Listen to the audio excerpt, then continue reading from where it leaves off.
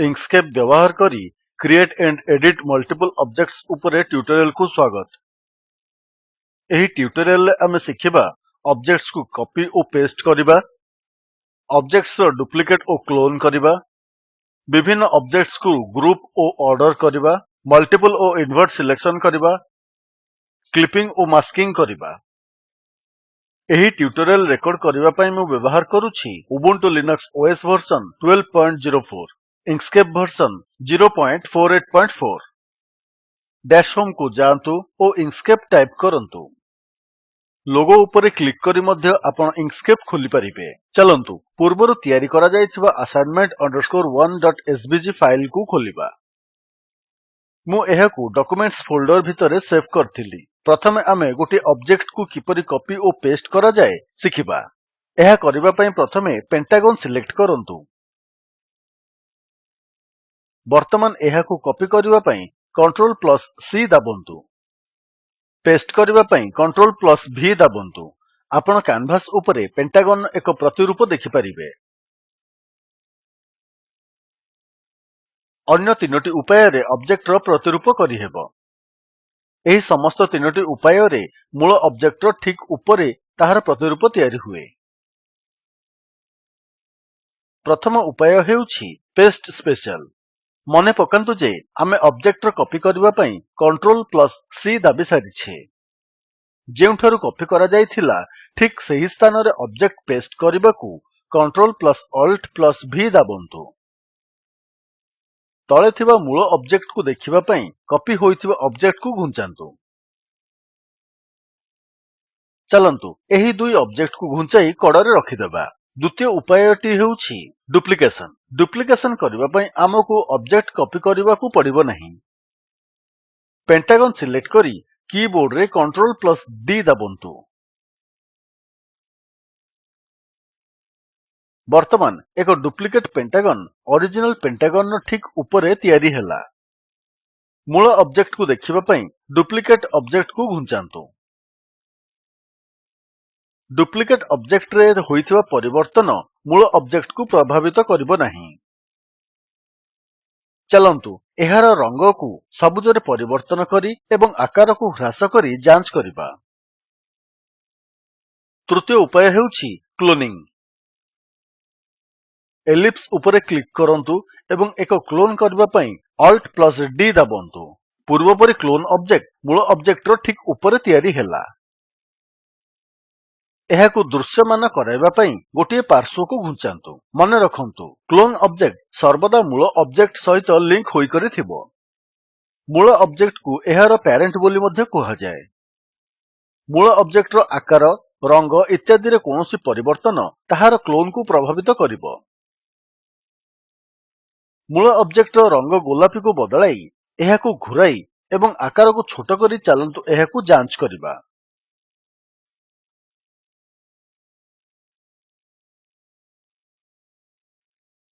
देखंतु समान परिवर्तन क्लोन ऑब्जेक्ट उपरे आपे आपे होइगला।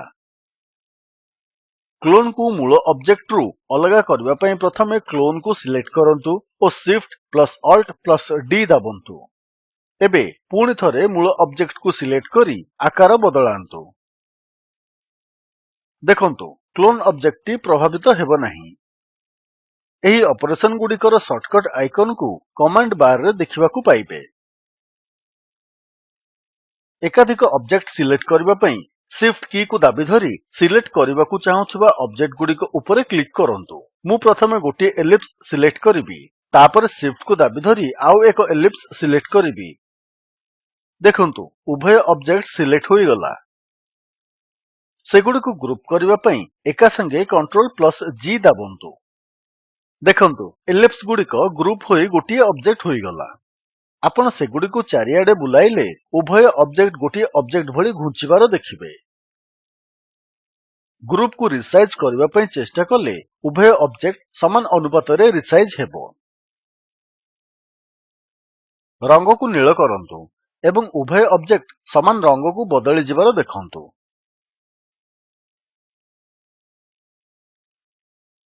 ग्रुप रे थिबा कोनोसी गोटिए ऑब्जेक्ट रो प्रॉपर्टी बदलायको चाहिए आमे कोन करिबा। ଗ୍ରୁପ୍ ମଧ୍ୟରେ ଥିବା କୌଣସି ଗୋଟିଏ ଅବଜେକ୍ଟକୁ ସିଲେକ୍ଟ କରିବା ପାଇଁ କଣ୍ଟ୍ରୋଲକୁ ଦାବି ତାହା ଉପରେ କ୍ଲିକ୍ କରନ୍ତୁ। ଏହିପରି ଆମେ ଗ୍ରୁପ୍ ଭିତରେ ପ୍ରବେଶ କରି ପୃଥକ ଅବଜେକ୍ଟ ଚୟନ କରିପାରିବା। ଗ୍ରୁପ୍ ରୁ ବାହାରିବା ପାଇଁ କ୍ୟାନଭାସ୍ ରେ ଖାଲି ଥିବା ଯେକୌଣସି ସ୍ଥାନରେ କ୍ଲିକ୍ କରନ୍ତୁ। ଅବଜେକ୍ଟ ଗୁଡ଼ିକୁ ଅନଗ୍ରୁପ୍ କରିବା ପାଇଁ ପ୍ରଥମେ ଗ୍ରୁପ୍ ସିଲେକ୍ଟ କରି Ctrl+Shift+G କିମ୍ବା Ctrl+U ଦାବନ୍ତୁ। ଏବେ ଏଲିପ୍ସ ଗୁଡ଼ିକ ଅନଗ୍ରୁପ୍ ହୋଇଗଲେ। ଏହି ଅପରେଶନ୍ ଗୁଡ଼ିକର ଶର୍ଟକଟ୍ ଆଇକନ୍ସ ପ୍ରଦର୍ଶିତ କମାଣ୍ଡ ବାର୍ ରେ ଅଛି। କ୍ୟାନଭାସ୍ ରେ ଥିବା ସମସ୍ତ ଅବଜେକ୍ଟକୁ ସିଲେକ୍ଟ କରିବା ପାଇଁ Ctrl+A ଦାବନ୍ତୁ। କ୍ୟାନଭାସ୍ ରେ ଖାଲି ଥିବା ଯେକୌଣସି ସ୍ଥାନରେ କ୍ଲିକ୍ କଲେ ଅବଜେକ୍ଟ ଗୁଡ଼ିକ ଅନସିଲେକ୍ଟ ହୋଇଯିବ। ଗୋଟିଏ ଅବଜେକ୍ଟକୁ ଛାଡି ବାକି ଅବଜେକ୍ଟ ଗୁଡ଼ିକୁ ସିଲେକ୍ଟ କରିବା ପାଇଁ ଆମେ ଇନଭର୍ଟ ସିଲେକସନ ଅପ୍ସନ୍ ବ୍ୟବହାର କରିପାରିବା। ଯେପରି ଯଦି ଆମେ ଆରୋ ବ୍ୟତୀତ ଅନ୍ୟ ସମସ୍ତ ଅବଜେକ୍ଟ ସିଲେକ୍ଟ କରିବାକୁ ଚାହୁଁଥିବା ତେବେ ପ୍ରଥମେ ଆରୋ ଉପରେ କ୍ଲିକ୍ କରି ଏଡିଟ୍ ମେନୁରେ ଥିବା ଇନଭର୍ଟ ସିଲେକସନ ରେ କ୍ଲିକ୍ କରିବା। ଦେଖନ୍ତୁ କ୍ୟାନଭାସ୍ ରେ ଆରୋ ବ୍ୟତୀତ ସମସ୍ତ ଅବଜେକ୍ଟ ସିଲେକ୍ଟ ହୋଇଯାଇଛି। ଏବେ ଅବଜେକ୍ଟ ଗୁଡ଼ିକୁ କ୍ରମରେ ରଖିବା ବିଷୟରେ ଶିଖିବା। ମୁଁ ଛୋଟ ପେଣ୍ଟାଗନ୍ କୁ ବଡ଼ ପେଣ୍ଟାଗନ୍ ଉପରକୁ ଘୁଞ୍ଚାଇବି। ବର୍ତ୍ତମାନ ଗୋଟିଏ ଷ୍ଟାର୍ ଆଙ୍କି ତାହାକୁ ଛୋଟ ପେଣ୍ଟାଗନ୍ ଉପରେ ରଖିବା।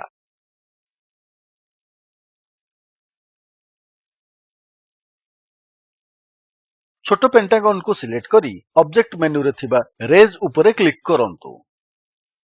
ଦେଖନ୍ତୁ ଛୋଟ ପେଣ୍ଟାଗନ୍ ଟି ଏବେ ବଡ଼ ହୋଇ ଷ୍ଟାର୍ ଉପରକୁ ଚାଲି ଆସିଲା। ଏବେ ଷ୍ଟାର୍ ଉପରେ କ୍ଲିକ୍ କରି ଅବଜେକ୍ଟ ମେନୁରେ ଥିବା ଲୋୟର ଉପରେ କ୍ଲିକ୍ କରନ୍ତୁ। ବର୍ତ୍ତମାନ ଷ୍ଟାର୍ ତଳକୁ ଚାଲିଯିବ ଏବଂ ତାହା ଉପରେ ଏବେ ବଡ଼ ପେଣ୍ଟାଗନ୍ ଦୃଶ୍ୟମାନ ହେବ। ମୁଁ ଏବେ ବଡ଼ ପେଣ୍ଟାଗନ୍ ଉପରେ କ୍ଲିକ୍ କରି ଅବଜେକ୍ଟ ମେନୁରେ ଥିବା ରେଜ୍ ଟୁ ଟପ୍ ଉପରେ କ୍ଲିକ୍ କରିବି। ବଡ଼ ପେଣ୍ଟାଗନ୍ ଟି ଏବେ ଉପରେ ଦେଖାଗଲା। ପୁନର୍ବାର ଅବଜେକ୍ଟ ମେନୁରେ ଥିବା ଲୋୟର ଟୁ ବଟମ୍ ଉପରେ କ୍ଲିକ୍ କରିବି। ଦେଖନ୍ତୁ ବଡ଼ ପେଣ୍ଟାଗନ୍ ଟି ଏବେ ତଳକୁ ଚାଲିଗଲା। ଆମେ ଏହି ଅପ୍ସନ୍ ଗୁଡ଼ିକ ଟୁଲ୍ କଣ୍ଟ୍ରୋଲ୍ସ ବାର୍ ରେ ମଧ୍ୟ ପାଇପାରିବା। ଏହାପରେ କିପରି କ୍ଲିପିଂ କରାଯାଏ ଶିଖିବା। କ୍ଲିପିଂ ଆପଣଙ୍କର ଜଟିଳ ଅବଜେକ୍ଟ ଗୁଡ଼ିକୁ ଦ୍ରୁତ ଓ ସରଳତାର ସହ ସେଗୁଡ଼ିକର ପୂର୍ଣ୍ଣ ଆକାରକୁ ବଦଳାଇ ଆପଣଙ୍କ ଡିଜାଇନ୍ ର ଅନ୍ୟ ଏଲିମେଣ୍ଟ ବା ଆକାରକୁ ତାହା ଅନୁରୂପ କରିଥାଏ। ଏହି ପ୍ରଦର୍ଶନ ପାଇଁ ମୋ ପାଖରେ ଥିବା ଏକ ନୂଆ ଇଙ୍କସ୍କେପ୍ ଫାଇଲ୍ ରେ ଥିବା ଗୋଟିଏ ଇମେଜ୍ ବ୍ୟବହାର କରିବି। ଏହି ଇମେଜ୍ ଉପରେ ମୁଁ ଗୋଟିଏ ଏଲିପ୍ସ ଆଙ୍କିବି। ଏବେ ଇମେଜ୍ ଓ ଏଲିପ୍ସ କୁ ସିଲେକ୍ଟ କରନ୍ତୁ। ଅବଜେକ୍ଟ ମେନୁକୁ ଯାଇ କ୍ଲିପ୍ ଉପରେ ଓ ତାପରେ ସେଟ୍ ଉପରେ କ୍ଲିକ୍ କରନ୍ତୁ। ବର୍ତ୍ତମାନ ଦେଖନ୍ତୁ ଯେ ଇମେଜ୍ ଟି ଏଲିପ୍ସ ର ଆକାର ସହ କ୍ଲିପ୍ ହୋଇଯାଇଛି। କ୍ଲିପିଂ ରେ କ୍ଲିପ୍ ଭାବରେ ବ୍ୟବହୃତ ଅବଜେକ୍ଟ ର ଆକାର ଦୃଶ୍ୟମାନ ଏରିଆକୁ ବୁଝାଇଥାଏ। ଆମେ ଅବଜେକ୍ଟ ମେନୁକୁ ଫେରି ପ୍ରଥମେ କ୍ଲିପ୍ ଉପରେ ଓ ତାପରେ ରିଲିଜ୍ ଉପରେ କ୍ଲିକ୍ କରି କ୍ଲିପ୍ କୁ ହଟାଇ ପାରିବା। ବର୍ତ୍ତମାନ କ୍ଲିପ୍ ହଟିଗଲା। ଏହାପରେ ମାସ୍କିଂ ବିଷୟରେ ଶିଖିବା। ମାସ୍କିଂ କ୍ଲିପିଂ ପରି ସମାନ ଅଟେ। ମାସ୍କିଂ ରେ ଗୋଟିଏ ଅବଜେକ୍ଟର ଟ୍ରାନ୍ସପରେନ୍ସି ବା ଲାଇଟନେସ୍ ଦ୍ୱିତୀୟ ଅବଜେକ୍ଟର ଓପାସିଟିକୁ ନିର୍ଦ୍ଧାରଣ କରିଥାଏ। ମାସ୍କିଂ କୁ ଦେଖାଇବା ପାଇଁ ମୁଁ ପ୍ରଥମେ ଗ୍ରେଡିଏଣ୍ଟ ଟୁଲ୍ ବ୍ୟବହାର କରି ଏଲିପ୍ସ କୁ ଅର୍ଦ୍ଧ ପାରଦର୍ଶୀ କରିବି। ବର୍ତ୍ତମାନ ଏଲିପ୍ସ କୁ ସିଲେକ୍ଟ କରନ୍ତୁ। ଅବଜେକ୍ଟ ମେନୁକୁ ଯାଆନ୍ତୁ।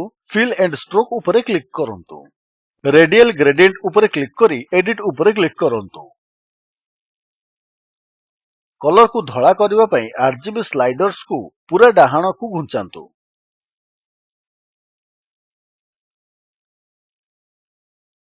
ଷ୍ଟପ୍ ଡ୍ରପ୍ ଡାଉନ୍ ଆରୋ ଉପରେ କ୍ଲିକ୍ କରନ୍ତୁ ଏବଂ ଅନ୍ୟ ଷ୍ଟପ୍ କୁ ସିଲେକ୍ଟ କରନ୍ତୁ।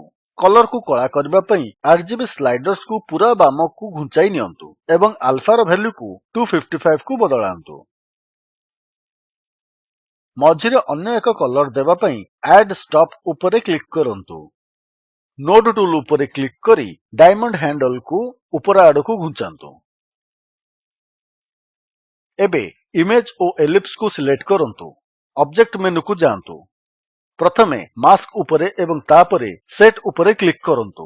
ଦେଖନ୍ତୁ ଇମେଜ୍ ଉପରେ ଏକ ମାସ୍କ ତିଆରି ହୋଇଗଲା।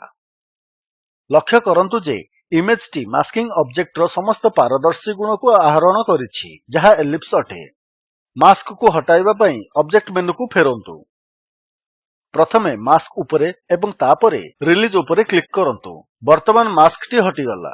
ସଂକ୍ଷିପ୍ତରେ ଏହି ଟ୍ୟୁଟୋରିଆଲ୍ ରେ ଆମେ ଅବଜେକ୍ଟ କପି ଓ ପେଷ୍ଟ କରିବା, ଅବଜେକ୍ଟ ଡୁପ୍ଲିକେଟ୍ ଓ କ୍ଲୋନ୍ କରିବା, ବିଭିନ୍ନ ଅବଜେକ୍ଟ ଗ୍ରୁପ୍ ଓ ଅର୍ଡର୍ କରିବା, ମଲ୍ଟିପଲ୍ ସିଲେକ୍ସନ୍ ଓ ଇନଭର୍ଟ ସିଲେକ୍ସନ୍, କ୍ଲିପିଂ ଓ ମାସ୍କିଂ କରିବା ବିଷୟରେ ଶିଖିଲେ। ଏଠାରେ ଆପଣଙ୍କ ପାଇଁ ଦୁଇଟି ଆସାଇନମେଣ୍ଟ ଅଛି। ପାଉଁଶିଆ ରଙ୍ଗର ଏକ ଭର୍ଟିକାଲ୍ ଏଲିପ୍ସ ଏବଂ କଳା ରଙ୍ଗର ଏକ ବୃତ୍ତ ଆଙ୍କନ୍ତୁ। ବୃତ୍ତଟିକୁ ଏଲିପ୍ସର ଉପର କେନ୍ଦ୍ରରେ ରଖନ୍ତୁ। ଏହା ଏକ ଆଖି ଭଳି ଦେଖାଯିବା ଉଚିତ। ବର୍ତ୍ତମାନ ସେଗୁଡ଼ିକୁ ଗ୍ରୁପ୍ କରନ୍ତୁ। ଆଉ ଗୋଟିଏ ଆଖି ବନାଇବା ପାଇଁ ଏକ କ୍ଲୋନ୍ କ୍ରିଏଟ୍ କରନ୍ତୁ। ଆଖି ଦୁଇଟିକୁ ଦୃଶ୍ୟମାନ କରିବା ପାଇଁ ତାହାକୁ ପାର୍ଶ୍ୱକୁ ଘୁଞ୍ଚାନ୍ତୁ। ନୀଳ ରଙ୍ଗର ଏକ ବୃତ୍ତ ଏବଂ ନାଲି ରଙ୍ଗର ଏକ ବର୍ଗକ୍ଷେତ୍ର ବନାନ୍ତୁ। ବର୍ଗକ୍ଷେତ୍ରର ଏକ ନକଲ କରନ୍ତୁ ଏବଂ ଦୁଇ ବର୍ଗକ୍ଷେତ୍ରକୁ ତେର୍ଛା ବିପରୀତ ଦିଗରେ ରଖନ୍ତୁ। ଉଭୟ ବର୍ଗକ୍ଷେତ୍ରକୁ ସିଲେକ୍ଟ କରି ସେଗୁଡ଼ିକୁ ଗୋଟିଏ ଅବଜେକ୍ଟରେ ଗ୍ରୁପ୍ କରନ୍ତୁ। ଗ୍ରୁପ୍ ହୋଇଥିବା ବର୍ଗକ୍ଷେତ୍ରଗୁଡ଼ିକର ଉପର କେନ୍ଦ୍ରରେ ବୃତ୍ତକୁ ରଖନ୍ତୁ। ଉଭୟକୁ ସିଲେକ୍ଟ କରି କ୍ଲିପ୍ କରନ୍ତୁ। ଏହା ଏକ ଧନୁ ପରି ଦେଖାଯିବା ଦରକାର। ଆପଣଙ୍କ ସମ୍ପୂର୍ଣ୍ଣ ହୋଇଥିବା ଆସାଇନମେଣ୍ଟ ଏହିଭଳି ଦେଖାଯିବା ଉଚିତ। ନିମ୍ନ ଲିଙ୍କରେ ଉପଲବ୍ଧ ଭିଡିଓ ସ୍ପୋକେନ୍ ଟ୍ୟୁଟୋରିଆଲ ପ୍ରୋଜେକ୍ଟକୁ ସାରାଂଶିତ କରେ। ଯଦି ଆପଣଙ୍କର ଭଲ ବ୍ୟାଣ୍ଡୱିଡଥ୍ ନାହିଁ, ଏହାକୁ ଡାଉନଲୋଡ୍ କରି ଦେଖିପାରିବେ। Spoken tutorial project team spoken tutorials ବ୍ୟବହାର କରି କର୍ମଶାଳାମାନ ଚଲାନ୍ତି ଏବଂ ଅନଲାଇନ୍ ଟେଷ୍ଟ ପାସ୍ କରୁଥିବା ବ୍ୟକ୍ତିମାନଙ୍କୁ ପ୍ରମାଣପତ୍ର ଦିଅନ୍ତି। ଅଧିକ ବିବରଣୀ ପାଇଁ ଦୟାକରି ଆମକୁ ଲେଖନ୍ତୁ। ଏହା ଭାରତ ସରକାରଙ୍କ MHRDର ଆଇସିଟି ମାଧ୍ୟମରେ ରାଷ୍ଟ୍ରୀୟ ସାକ୍ଷରତା ମିଶନ ଦ୍ୱାରା ସମର୍ଥିତ। ଏହି ମିଶନ ଉପରେ ଅଧିକ ବିବରଣୀ ନିମ୍ନ ଲିଙ୍କରେ ଉପଲବ୍ଧ। ଆମେ ଏହି ଟ୍ୟୁଟୋରିଆଲର ସମାପ୍ତିକୁ ଆସିଯାଇଛେ। IIT ବମ୍ବେ ତରଫରୁ ମୁଁ ପ୍ରଦୀପ ଚନ୍ଦ୍ର ମହାପାତ୍ର ଆପଣଙ୍କଠାରୁ ବିଦାୟ ନେଉଛି। ଆମ ସହିତ ଜଡ଼ିତ ହୋଇଥିବାରୁ ଧନ୍ୟବାଦ।